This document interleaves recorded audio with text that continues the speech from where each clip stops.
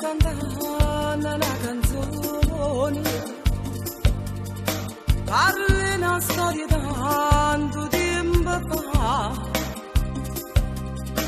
perché mi viene a mente un guaglione, ancora non ci facciamo oscurità,